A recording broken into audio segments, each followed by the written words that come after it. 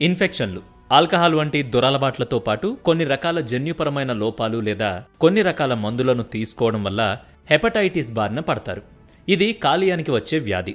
ఈ వ్యాధిపై అవగాహన కల్పించేందుకు ప్రపంచ ఆరోగ్య సంస్థ ప్రతి సంవత్సరం జూలై 28న వరల్డ్ హెపటైటిస్ అవేర్నెస్ డే నిర్వహిస్తుంది.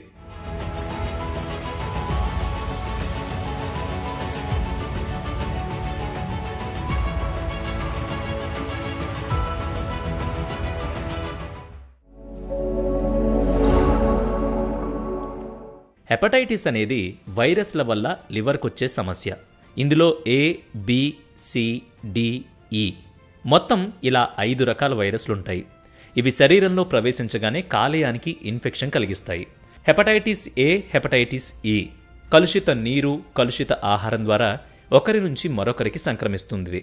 ఈ వైరస్ల బారిన పడినప్పుడు ముందుగా ఒళ్ళు నొప్పులు, తేలికపాటి జ్వరం, తలనొప్పి, శరీర బలహీనత వంటి లక్షణాలు కనిపిస్తాయి. ఆ తర్వాత 2 నుంచి 3 రోజుల్లో పచ్చకామెర్లు బయటపడతాయి.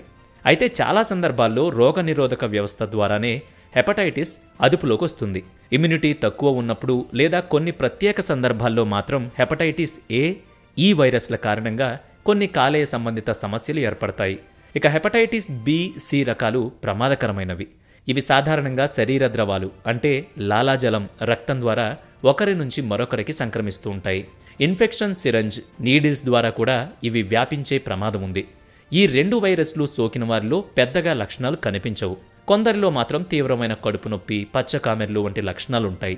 అయితే లక్షణాలు లేకపోయినప్పటికీ హెపటైటిస్ బి, సి ఇన్ఫెక్షన్లు మొదలైతే అది కాలేయంలోని కణజాలాన్ని తినేస్తుంది.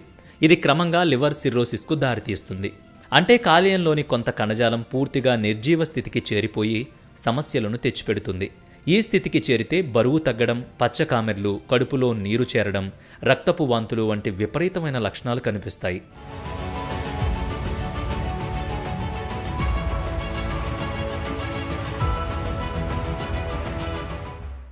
హెపటైటిస్ ఇన్ఫెక్షన్ లివర్ క్యాన్సర్కు కూడా దారితీసే అవకాశం ఉంది. ఆ క్యాన్సర్ని తొలి దశలో గుర్తిస్తే ఆపరేషన్ ద్వారా ఆ భాగాన్ని మొత్తంగా తొలగించడం మంచిది. ఇక ఆ క్యాన్సర్ తీవ్రమైతే లివర్ ట్రాన్స్ప్లాంటేషన్ చేయాల్సి వస్తుంది. కాబట్టి హెపటైటిస్ వైరస్ రాకుండా ముందుగానే తగిన జాగ్రత్తలు పాటించాలి. వ్యక్తిగత శుభ్రత పాటించడం, కలుషిత నీరు, కలుషిత ఆహారానికి దూరంగా ఉండాలి. రక్తదానం, మార్పిడి సమయాల్లో తగిన జాగ్రత్తలు పాటించాలి. హెపటైటిస్ బి వైరస్ నుంచి రక్షణ పొందేందుకు వ్యాక్సిన్లు కూడా లభిస్తున్నాయి.